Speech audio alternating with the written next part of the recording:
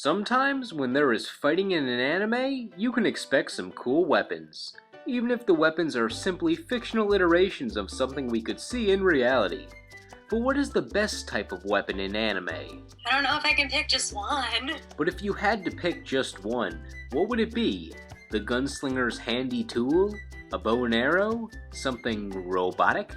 I would probably go with the classic and trusty sword. Ah yes, the classic sword. Of course there are many iconic anime swords that stand out, but in this video we're going to talk about the ones that make themselves stand out. The oversized swords. The ones that look impossible to practically use in battle, but because this is fiction, they're awesome and incredibly useful. We'll be ranking them not exactly on how big or oversized they are, but more on their utility in their respective series, the wielder-weapon relationship, and the sword design. So you will see some swords on this list that are large by realistic standards, as opposed to only swords that are like 500 feet long or something like that. I guess the only rule is the sword has to be larger than your standard sword in anime.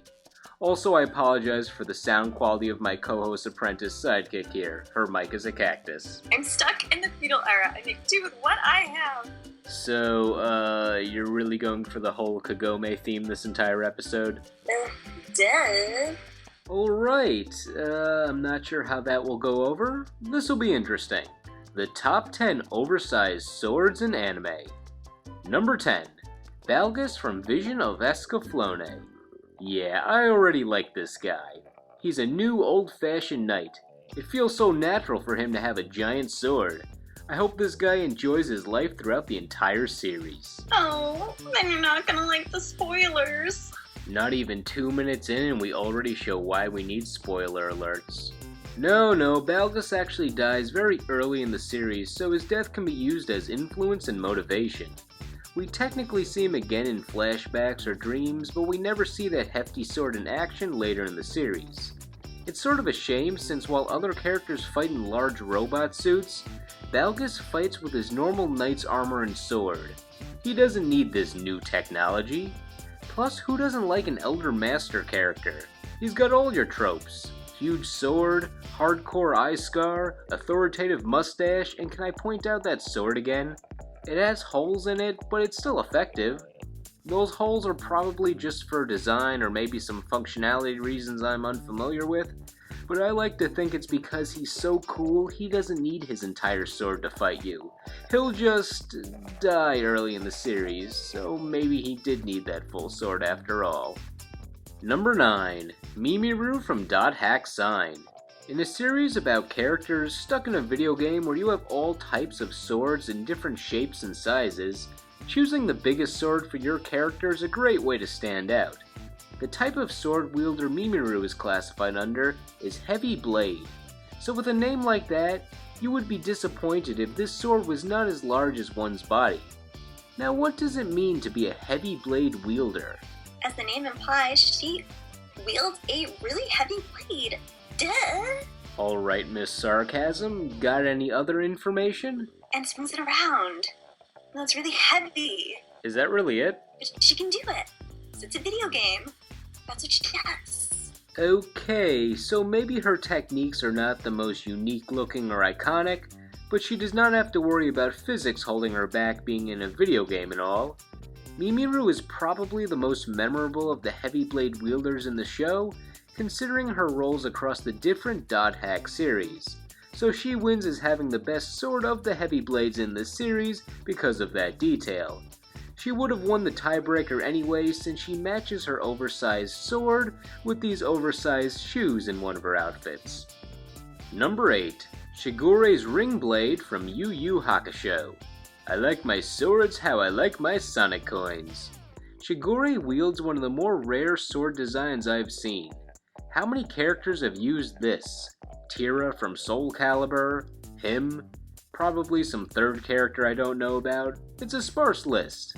The weapon has gone by a few different names depending upon whether you're going by the manga or anime and how it's translated, but my favorite name the ring sword has gone by is Brimstone Ring Blade. Brimstone is a word that holds great weight on the badass scale. The last arc of the anime with Shigure rushes and skips over details, meaning you'll have to look to the manga for some extra details, like that the blade is actually made from the bone of oxen that live in the demon world, so the material is as unique as the shape of the sword. I like that they included a handle on the sword to show how he can hold it without cutting himself. Of course he would have to dull the inner part of his blade so he doesn't go full Kienzan Destructo Disc on himself, but the handle shows how he can perform certain moves that allow him to move the blade accurately and swiftly. It's a nice touch on the design side since he could have easily been drawn without it and still performed all his techniques, making up some reason related to him being a demon to explain how he doesn't get hurt. Speaking of that, he can throw his ring sword like a boomerang and make a tornado with it, which is a unique way to utilize the odd shape of his blade to do more than just cut and slice and other synonyms for those words. Shigure is also an expert surgeon relating to his precision with sharp objects. But if my surgeon walked into the operating room with this ring blade, I think I'd opt out and not sign the medical waiver. Number 7. Yo's sword from Shaman King. This sword, well, it's large, as you can see. It starts small and gets larger. Alright, I've never seen Shaman King. I just know about it. Can you do this segment instead? I don't know what this show is. Oh, well, number 7 would be Yo's sword if either of us had seen Shaman King. But to make this a more interesting segment, quick, give me a replacement sword that can change sizes. Ooh, Scissor Blade from Kill la Kill. Pick that one. Okay. Number 7 is the scissor blade from wait a minute. How are scissors and swords the same thing? Because of artistic liberty and the things I'm about to tell you. Listen up. It's made of metal. It has a hand guard. Though wouldn't... It's used for cutting things. Okay, but what about the oversized element? It might be big for scissors, but it's a pretty standard size for a sword. Do you remember the decapitation mode? Anybody? Yes, not only can this be the only oversized scissor blade in anime, but it's the only scissor blade in anime. Well, one of two I guess, but you know what I mean. It can also shrink to the size of normal scissors. So why can it grow to terrifying lengths? Well, not to entirely spoil the plot of Kill la Kill, let's just say it's the power of friendship, because it kind of is.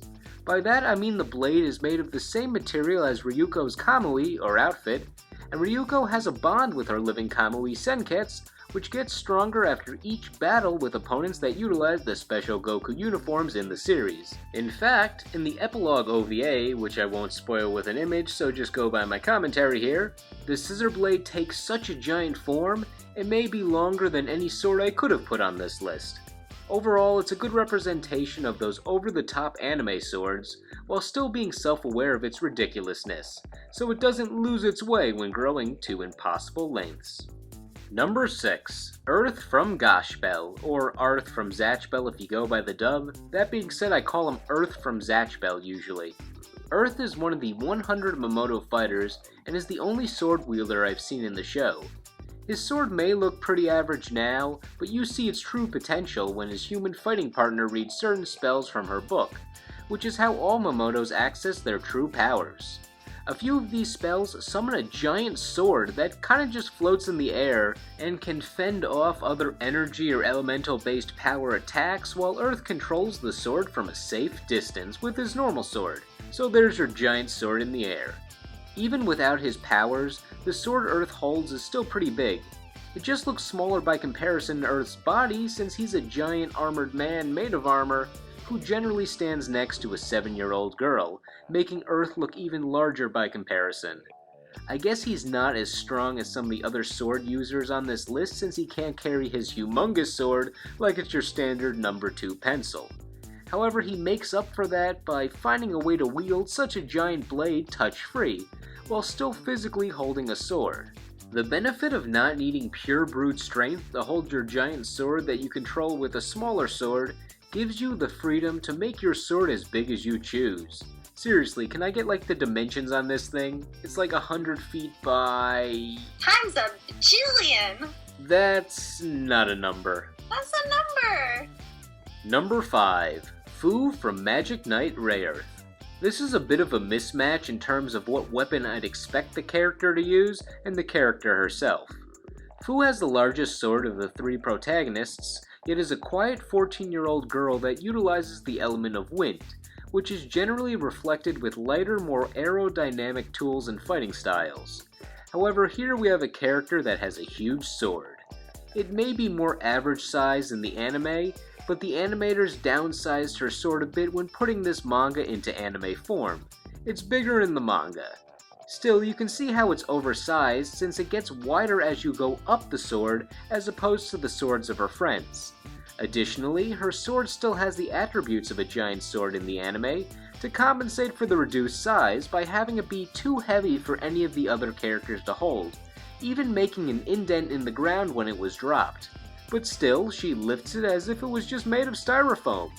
You'd almost expect her to have a secret dark side with such a tough weapon, but she does not. I know, and she's so polite and formal, and she calls the two main characters Miss Umi and Miss Hikaru, and even though she rides a huge robot, she still has a really big sword. Maybe next time try to subtly get that exposition in there instead of shoehorning it in. But I was just so excited to tell everyone this is a mecha anime, and Clamp did this. What did I just suggest? Anyway, with her element being wind, she actually did have a fitting weapon with her bow and arrows, which she used, but just not as much as the sword. I mean, don't turn down the ability to use a big hulking sword, but couldn't you just carry a quiver with you? Did the plot conveniently tell you you can only use just one? The sword looks much better than the bow on the promotional artwork. Number 4. Inuyasha's Tetsaiga. Now we're getting into the iconic swords that just happen to be oversized, especially if you watched the anime blocks on Adult Swim in the 2000s. Inuyasha's Tetsaiga is a multi-talented sword that can cut through many demons and such, but it has other abilities that utilize its size and demonic properties, like the Backlash Wave, which throws a demon's energy right back at them with some extra power, or Adamant Barrage, which fires large pieces of diamond sword things at the opponents. Hold on, are we talking about this weapon? It's a worn-out, thin, useless sword. I know, it's so confusing because when Inuyasha and Sesshomaru see it for the first time, they're like, what is this? My dad left me this sword that's nothing, it's beat up. Sesshomaru's like, what's going on? Inuyasha's like, I did not bargain for this. Maybe we should go over the story of Tetsaiga to explain why it looks like that. Are you in for a really long story? Because here we go. Maybe the Cliff Notes version would be better here. So the sword was initially owned by Ino no Tashio, father of Inuyasha and his half-brother Sesshomaru, and was made by Ino's own Fang. Prior to his death, Ino passed down both of his swords to his sons for when they were ready, with Inuyasha getting the big sword and Sesshomaru getting quite a different sword, leading him to be incredibly persistent in trying to obtain this to-be oversized sword. Oh, he keeps on coming back because his father left him a dinky sword that doesn't cut? Knowing Sesshomaru's violent nature against humans, Ino gives him Tenseiga, the sword of healing, to teach him compassion. To prevent Sesshomaru from finding Tetsaiga, Ino hides the black pearl that leads to his grave, which holds Tetsaiga, in one of the most secretive locations ever, in Inuyasha's eye. Because where else is he gonna hide it? Because Sesshomaru is he's just so good at looking for things. He's like the best finder and hide and go seek ever. But really it's okay because Sesshomaru is just so pretty and whatever he does is okay. Ultimately, Inuyasha gets the sword as his father intended, and we learn it grows large and gets all its powers when it's being used to protect humans and loved ones. Really though, Sesshomaru probably shouldn't have ever gotten it, since a barrier was put on it to prevent demons from wielding it. I mean, what happens when he touches it? Well, he's a demon, then his hands just burn.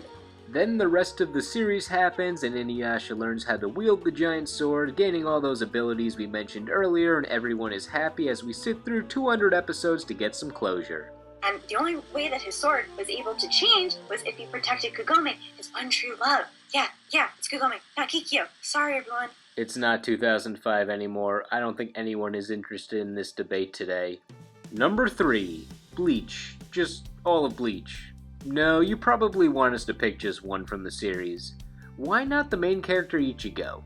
His sword is easily the most iconic and is one of those swords that people automatically go to when someone says anime giant sword, or really just anime sword, even if they barely know anything about the series. I really haven't seen too much Bleach, but Ichigo's sword is what I think of right away when going into this topic. Ichigo's sword is basically the face of the Soul Society, so why not go with him? So, Zangetsu. It's got a name. You're right, it is a really big sword, and it's one of the biggest swords in the Soul Society. However, I don't think it's one of the most unique swords out of all of them. Really? Maybe it's because you see it all the time with him being the protagonist and all. So then, how about a different sword? Why not Renji? I always liked his magnificent eyebrows. Ooh, that one isn't really big as much as it is long. It's like a snake with fangs. Long is still oversized. I mean, snake swords are cool. It's literally a snake. I'm sticking with his sword, Zangetsu. I also want to give a shout out to Jin's sword, since it's just this dagger that becomes oversized on the long side when it transforms. It may not have the width of the other swords, but Jin claims it's 13 kilometers long and it's like 500 times the speed of sound, solely according to Jin, that is. While he admits he may have been embellishing, it's visually clear that this sword extends further than anything else I've seen in anime, and it's surprisingly fast for such a lengthy sword. So with all of those discussions, we're making a pretty good case for making this entry Bleach. Just all of Bleach. But remember, Ichigo's sword is king here. Figuratively, of course. Number 2. Sanosuke Sagara Zanbato from Rurouni Kenshin. So the edge of this sword has actually gotten dull from all of its wear and tear, making it better for slamming than slicing, but he's still a capable fighter with it. Of all the swords in Rurouni Kenshin, Sanosuke's sword is the heaviest, and being an anime about samurais, there's likely a pretty big sample size. It's a pretty good title to hold, especially when looking to be a top oversized sword in anime. It helps the sword is also made of stone. What I like about this sword is that to master it, you basically have to pick it up. And no, not because you magically get all its powers when you do so, or meet special conditions based on love, friendship, or the element of wind. It's because you simply need to be strong enough to hold it normally, which Sanosuke has enough strength to do so. Sanosuke has an interesting way of using the sword. He has a more brutish style of slamming his sword like a hammer. It may not be majestic, but it's unique. The sword would have been more useful if it didn't break in a fight with the main protagonist early in the series.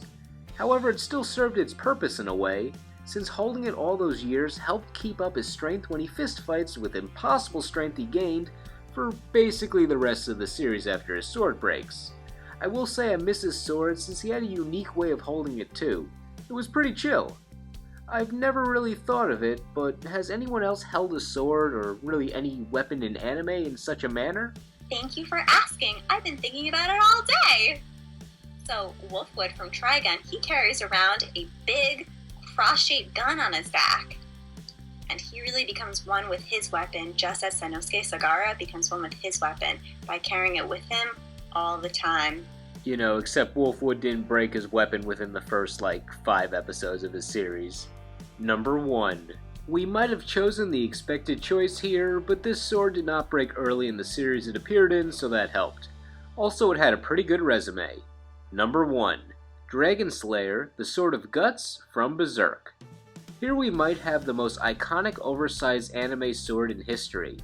When people need a visual representation of a cliché anime sword that's much larger than the muscular wielder, they usually turn to Guts and his sword. The sword is one of the most brutish things you can see or use. It's a large piece of metal bolted onto a hilt. It's so big that there is not even a crossguard between the blade and the hilt. The composition of what holds it together becomes the unofficial crossguard. They decided to make a weapon that sounds too awesome just by describing it. Even the wielder's name is tough. Guts. How strong is this sword? It can cut through hordes of demons and other enemies. Well, we've heard that before. But what if I added that it cuts through other weapons effortlessly? Not enough for you? It can cut through armor that has never been pierced by any weapon with one blow. Need more? Well, your standards are too high for this sword then. Actually, it can do more. Guts trained to a point where he could use it for defense as well as offense. Since it's so wide and robust, he can use it as a shield when fending off other weapons like arrows. Since the anime focuses on the story of Guts, we see how versatile this sword can be as he trains and battles with it, along with how impossible it is to wield if you're anyone who's not him. The sword grows with him. A few of the swords you've seen on screen were actually his swords before Dragon Slayer, showing his journey to getting that giant oversized sword with these other smaller oversized swords. Really, I just wanted to cover Dragon Slayer since that's the strongest of his oversized sword arsenal. We see his journey, telling the story of how Guts makes the sword and his own character that just happens to wield an iconic giant sword, as opposed to other characters where the sword really makes up their personality and their main identity. And that's really all I have on Guts. So what do you think? Are you a fan of some of these swords? Do you think I left off some great oversized swords that deserve more recognition? I do believe. Well, let us know.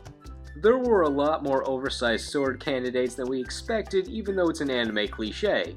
So we know we left off some popular anime like Naruto, One Piece, and Fairy Tail, so we don't expect full agreement on this list. But hey, it's always fun to discuss. Anyway, thank you all for watching, and we will see you in the next video. So do you want to have like a 30-second post-credit conversation while we have this like end card thing up? So, what did you do today? I saw some really pretty fan art of Kikyo online, and it almost made me like her. Almost. The video's actually over now. You can drop the anime character persona, even though you dropped it for a second in that Bleach segment, but I'm not telling anyone.